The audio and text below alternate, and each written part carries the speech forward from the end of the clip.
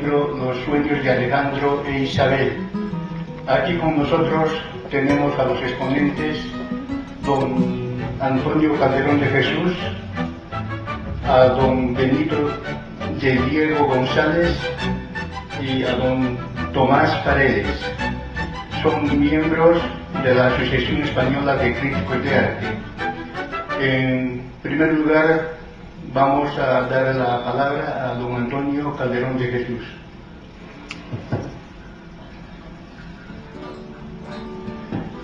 Buenas tardes.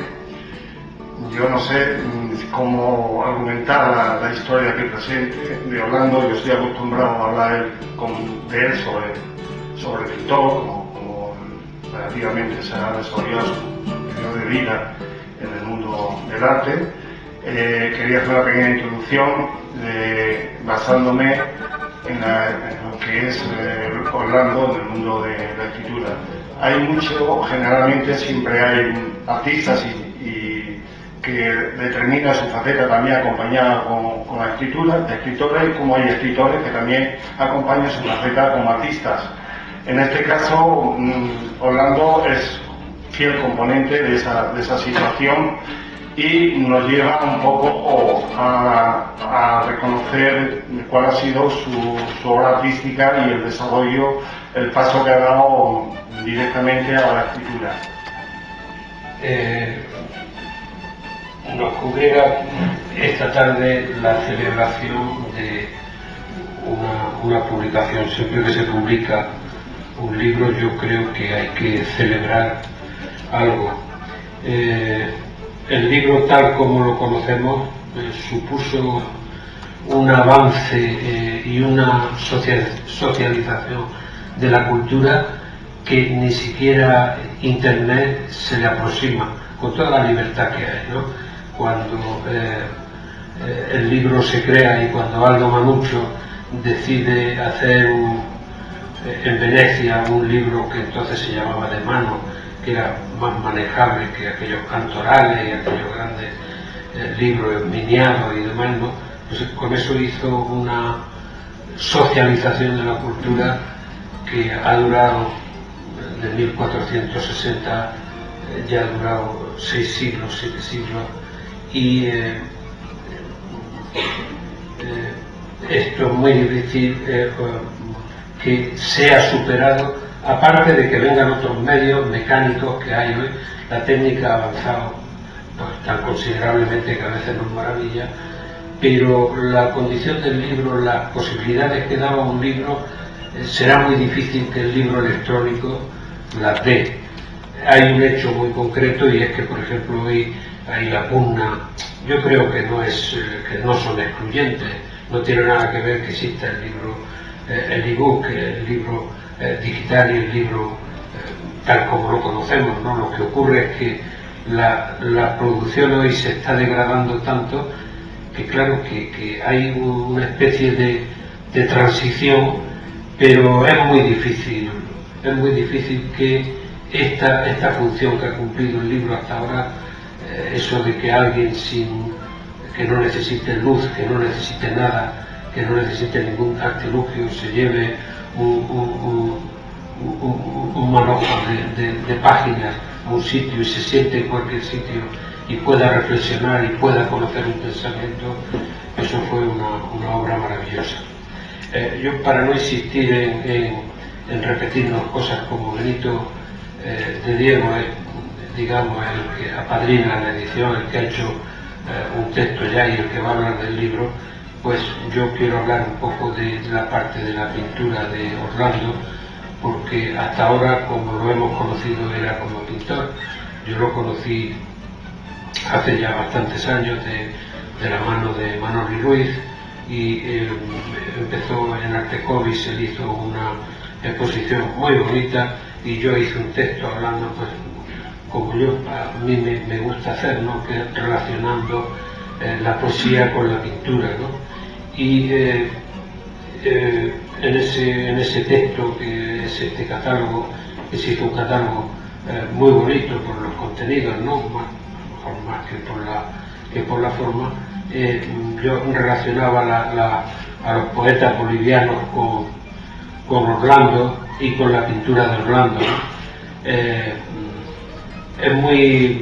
No es habitual que en España pues un pintor boliviano tenga mucho, no es habitual, son más bien escasos.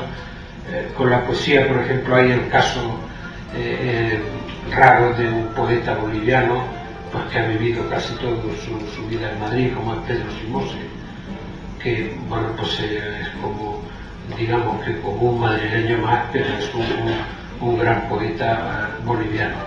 Y la pintura de Orlando tiene, yo creo que como luego su escritura, pero la pintura de Orlando tiene algo muy especial como tiene Bolivia, ¿no?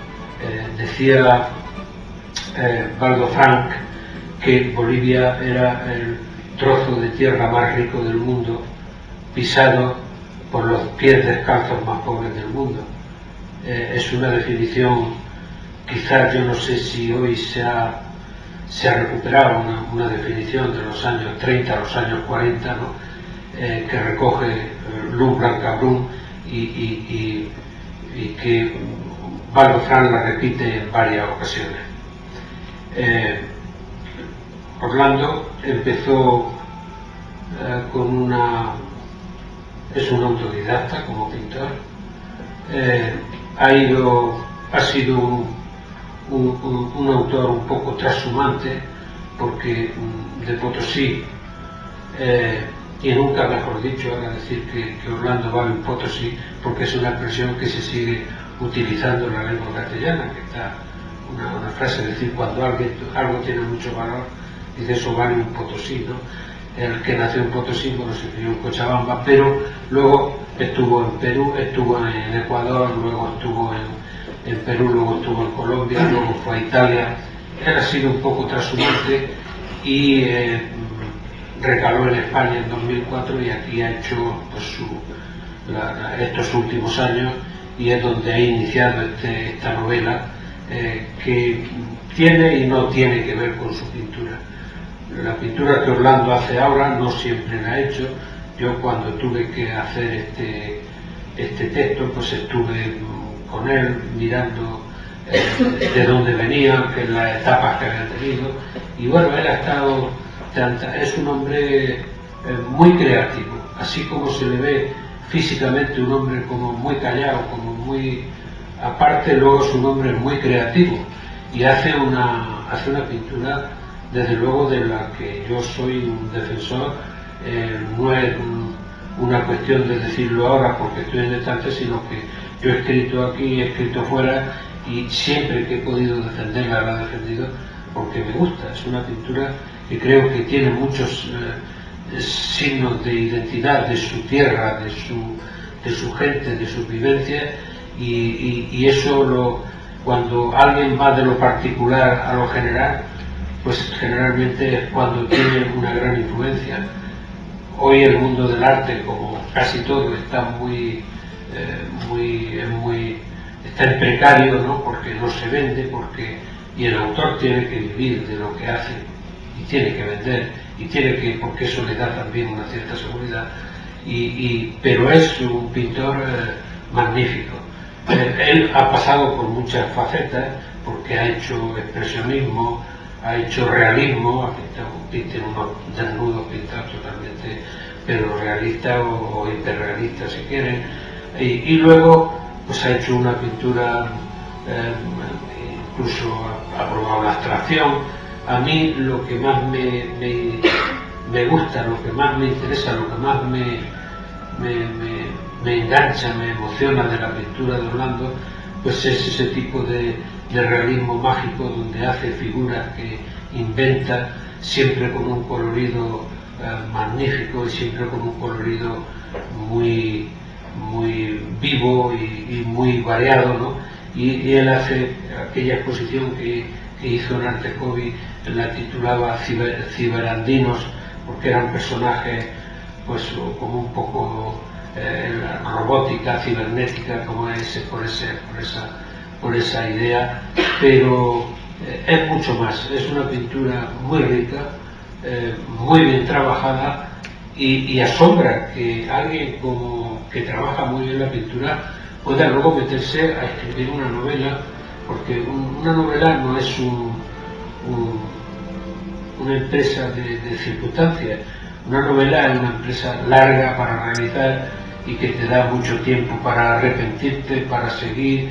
Y yo ayer tarde me entregó el libro, y de lo poco que he podido leer, porque no he podido leerlo entero, pero lo he leído fragmentariamente, veo que es una novela que no es de literato, es decir, es una novela con muchos tintes muy humanos, que habla de lo que la gente habla, que habla de lo que la gente quiere y que habla de lo que a la gente le afecta. No quiero entrar ahí para no tampoco meterme en el terreno de Benito, que va a ser el que va a hablar sobre la novela. Yo creo que es muy difícil que un pintor, ser pintor, ser escritor, son temas que no son tan cercanos como se cree, ¿no? Porque todo necesita un oficio y todo necesita. Horacio, cuando dijo aquello de poiesis pintura, ¿no?, que la poesía era igual que la pintura, no estaba en el contexto, luego se sacó del contexto, estaba diciendo que cuando uno contempla la poesía y contempla la pintura con atención puede tener la misma emoción. No estaba diciendo que fuesen iguales, porque las técnicas no tienen nada que ver, es decir, la pintura necesita mancharse, necesita un oficio, necesita hacer alguien que le guste hacer cosas con las manos. Y aunque todo el trabajo intelectual es una cosa mental, ¿no?, como decía Leonardo, pero la pintura necesita oficio, necesita mancharse las manos, necesita gente que quiere hacer algo con las manos. La escritura es otra cosa. La escritura, lo primero que se requiere es tener una cosa que contar y luego elegir o distinguir cómo se cuenta. Y por eso a mí me asombró mucho. Yo ya sabía que estaba escribiendo, que estaba en esta empresa, y me asombró mucho que se atreviera,